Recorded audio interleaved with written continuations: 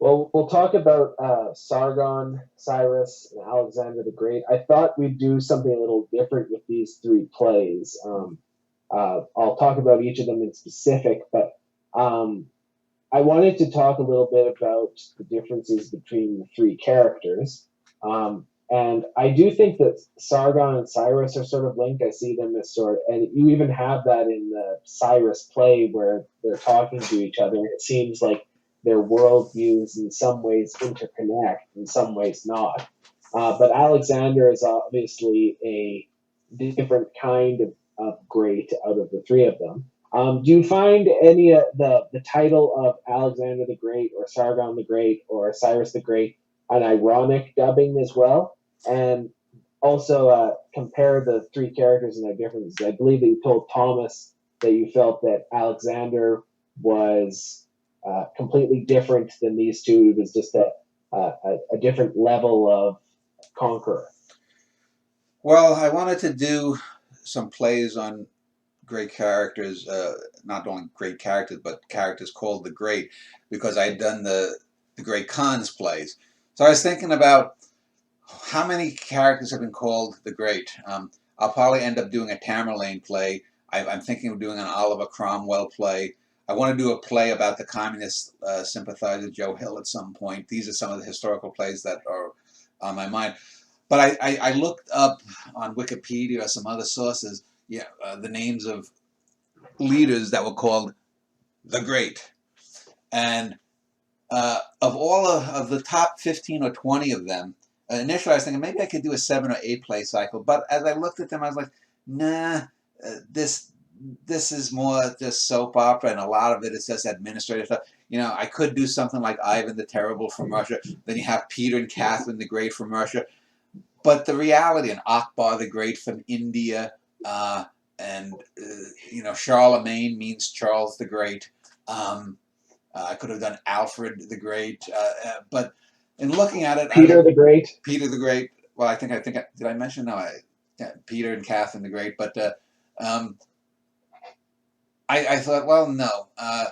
And as I looked at it, I said the three of them that accomplished the most was the three of the earliest to use it. The only one that I could have used alternately would have been Darius the Great from Persia. But since I'm doing Cyrus the Great of Persia, it's he was great, and Darius, or in some pronunciations Darius the Great, was not at a level. So Sargon was basically the first of the founders of nations, conquerors, that you could use the term great with, and I think he might be the earliest the great there is. There might be one or two minor tribal chieftains or something, but he's the first one who was more than a king. He founded a multi-ethnic empire, and the Akkadian Empire is considered the first real empire, although there's a minor debate here or there about it. Cyrus the Great was a great admirer of Sargon, and so I linked the two of them, even though they're separated by 1,800 years. It was 2300 BC when Sargon existed, around 500 BC, the 500s, when Cyrus existed. So the difference between them is basically the difference between us and the height of the Roman Empire, basically, with the Colosseum and stuff. So that's the big difference. And then Alexander was 300 BC, or 200 years beforehand. And Have you ever noticed that where it seems like in history where there are these great admirers of each other, they had a longer memory, yeah, um, and they hold on to that type of thing. Whereas now, even though it's a more complex society, it's like people have the memory of 10 to 20 years, maybe. yeah, if that, and that's because very little came through, and because Sargon was so dominant. I mean, Sargon, there wasn't, the founding fathers of the U.S. There wasn't all of these great leaders and despots that we have then.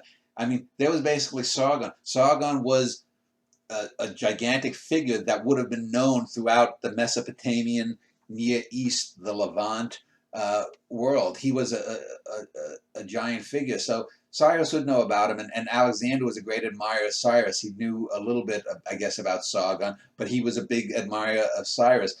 And also one of the reasons I chose this too is just the basic numerics is that Sargon was the first Sargon there ever was. There was Sargon the second and Sargon the third, which were minor kings of minor countries, but Sargon was the first.